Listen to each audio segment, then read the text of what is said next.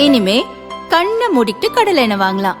ஏன்னா மந்த்ரா கடலை எண்ணெய் இதயத்தின் தயாரிப்பு. வறுக்க பொரிக்க ஏன் எல்லா சமையலுக்கும் மந்த்ரா தான். மந்த்ரா கடலை எண்ணெய், அபார ருசி, ஆரோக்கியமான உடல் நலம்.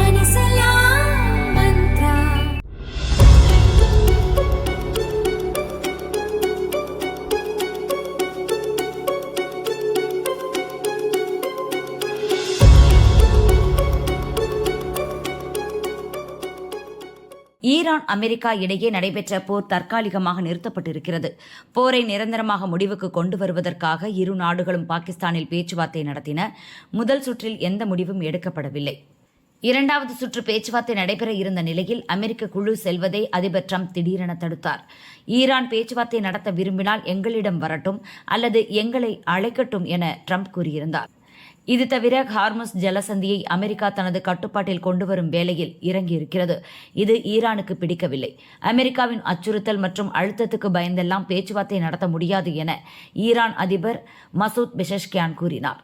இரண்டாம் கட்ட பேச்சு நடத்துவதில் இழுபறி நீடிக்கிறது. இச்சூழலில் ஈரானின் வெளியுறவு அமைச்சர் சையத் அப்பாஸ் அராக்சி ரஷ்யா சென்று அதிபர் விளாடிமிர் புடினை சந்தித்துள்ளார். அப்போது மேற்கு ஆசியாவில் அமைதியை நிலைநாட்டுவதற்கான முயற்சிகளுக்கு ரஷ்யா எப்போதும் ஆதரவு அளிக்கும் என்று அதிபர் விளாடிமிர் புடின் ஈரானுக்கு உறுதியளித்திருக்கிறார். பிராந்திய ஸ்திரத்தன்மையை நோக்கமாக கொண்ட முன்னெடுப்புகளுக்கு ரஷ்யா தொடர்ந்து ஆதரவு அளிக்கும். அமைதியை நிலைநாட்டவும் ஈரான் நலன்களுக்கும் பிராந்திய மக்களின் நலன்களுக்கும் வேண்டிய அனைத்தையும் நாங்கள் செய்வோம். இந்த கடினமான காலகட்டத்தை ஈரான் மக்கள் கடந்து வருவார்கள். அங்கு அமைதி திரும்பும் என்று நம்புகிறேன் என்று புடின் கூறியிருப்பதாக ஈரான் அரசு ஊடகம் சொல்லியிருக்கிறது.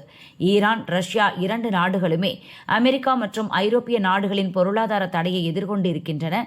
இரு நாடுகளிடையே நெருங்கிய நட்பு இருக்கிறது. ரஷ்யாவுக்கு அமெரிக்கா எப்போதும் எதிரிதான். போரின் போது ஈரானுக்கு ரஷ்யா மறைமுகமாக உளவு தகவல்களை தந்ததாகவும் கூறப்படுகிறது.